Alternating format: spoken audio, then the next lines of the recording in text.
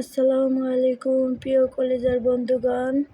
তো দেখেন, আজকে আমি সুস্বাদু একটা খাবার বানাবো। মুরগির পাও হচ্ছে মুরগির সলিড মাংসগুলো খাওয়া হয়ে যায়। সলিড মাংস সবসময় রান্না করি, আর পাও, গলা, মাথা এগুলো রেখে দিই।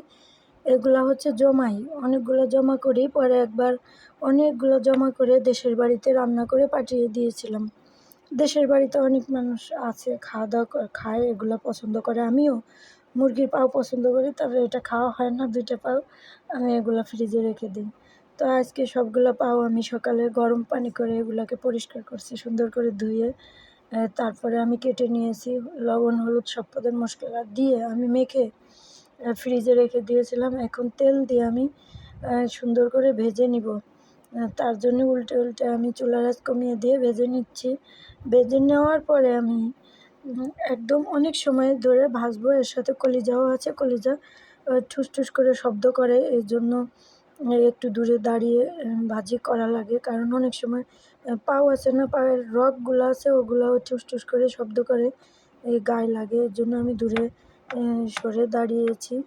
আর হচ্ছে আমি যখন রান্না করব তখন ভাইয়া বলছে এগুলো কীভাবে রান্না করে দেখায় দিবে। ভাইয়া থাকবে আমি রান্না করার সময়। আমি তো এগুলো রান্না করতে পারি না, কখনো আমি রান্না করি নাই। তবে ভাইয়া বলছে এগুলো জমায়ে রেখে দিও, আমি একদিন রান্না করে দিব। তারপরে হচ্ছে আমি সবগুলো জমিয়ে রেখেছি। রেখে দেওয়ার পরে ভাজা হয়ে গেছে। এখন আমি কড়াইতেই অনেকগুলো মানে পেঁয়াজ কেটে নিয়েছি। পেঁয়াজগুলোকে আমি তেল দিয়ে ভাজি করতেছি। ভাইয়া আসছে, এখন ভাইয়া সব কিছু দিবে। তো এখন আমি পেঁয়াজগুলো ভেজে নিই, এরপরে ভাইয়া এসে মশলা দিবে। ভাইয়া হচ্ছে একটা টমেটো কেটে নিচ্ছে, যাতে করে কালারটা সুন্দর হয়, তার জন্য। এগুলো একটু ভাজা ভাজা হবে, না হলে কাঁচা একটা গন্ধ থাকবে। চুলো কমিয়ে দেওয়া হয়েছে, কারণ টমেটোটা কাটা হয়ে গেলে তখন। হ্যাঁ, এখন ভাই হলুদ দিচ্ছে, 1 চামচ হলুদ দিয়েছে। আমাদের এই চামচটা একটু বড় আছে। হলুদ দিয়ে তারপর পেঁয়াজগুলো সুন্দর একটা কালার আসছে। এখন হচ্ছে মরিচ দিয়ে দিবে।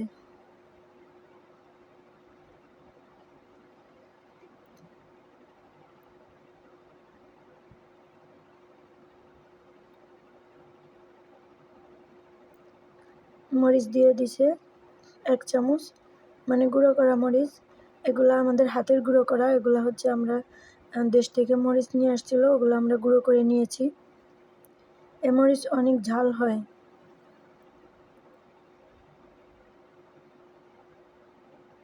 দেশে আমি একবার গিয়েছিলাম, তো মরিচের চারা আমার একটা দুলাভাইকে দিয়ে কিনেছিলাম, কিনে নিয়ে আসছিল।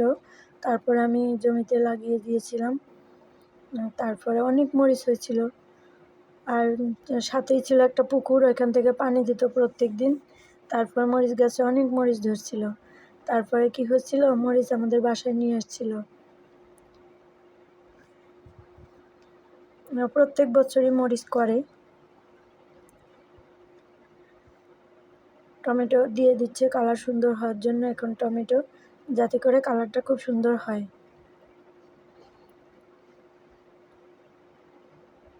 ভাই বলছিল তুমি ভাজি করো, আমি আসছি, দেখাই দিব কিভাবে মুরগির পাও রান্না করে। তো আমি আজকে দেখছি ভাই সুন্দর করে রান্না করতে, মানে বলছে যে তুমি দেখো আমি কি কি দিতে বলি তাই দাও।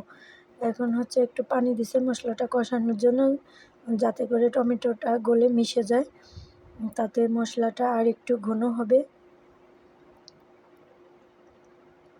আমাদের ধনিয়া ভাজি করে তারপরে ব্লেন্ডার করে রেখেছে, ওগুলো আমি করি না, ভাইয়া করে মশলা করে আছে।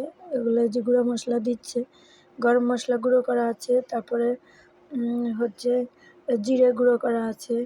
এগুলো একটু হালকা চুলো দিয়ে, মানে একটু মশমশা করে পরে ভাজি করলে এই মশলাগুলো নষ্ট হয় না, অনেক দিন রেখে খাওয়া যায়। আর অনেকগুলো ডিব্বাও নিয়ে আসছে ওগুলো রাখার জন্য। এখন ভেজে রাখা পাওগুলো মশলা ভুনা করা হয়ে গেছে, ওগুলো এখন দিয়ে দিলাম। দিয়ে এখন ভালো করে উল্টে উল্টে নাড়াচাড়া করে যাতে করে মশলাগুলা হচ্ছে পায়ের ভিতরে যাতে ঢুকে, যাতে খেতে মজা হয়। এতে আমরা আর কোনো পানি দিব না।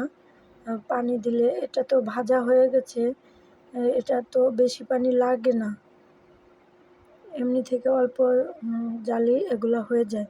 তো আমি চুলার আঁচ কমিয়ে দিয়ে নাড়াচাড়া করে আমি আরও সুন্দর করে ভাজা ভাজা করে নেব, তার জন্য আমি নাড়াচাড়া করে মিশিয়ে নিচ্ছি এখন।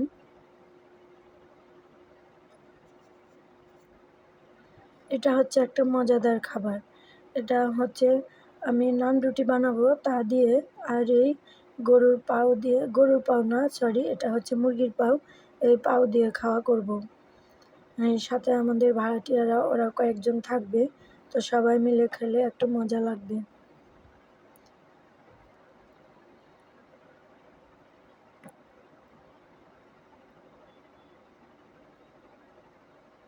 দেখেন এখন কতটা তেল উপরে উঠে আসছে।